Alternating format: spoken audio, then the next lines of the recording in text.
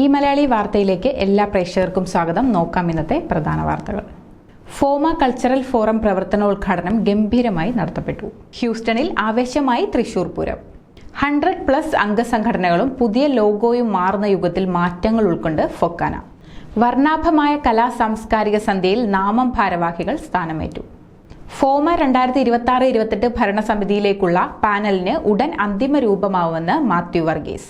India press club of north അമേരിക്കയുടെ 11ാമത് അന്താരാഷ്ട്ര മാധ്യമ conference New York chapter kick off വൻ വിജയം.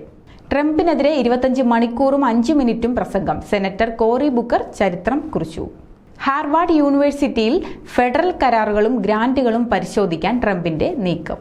ന്യൂയോർക്കിലെ ചട്ടി കേരളീയ വിഭവങ്ങളുമായി ശ്രദ്ധ തേടുന്നു. ട്രംപ് അധികാരമേറ്റ ശേഷം നാട് കടത്തിയവരുടെ എണ്ണം 1 ലക്ഷം കവിഞ്ഞു. Today's headlines brought to you by Malabar Gold and Diamond.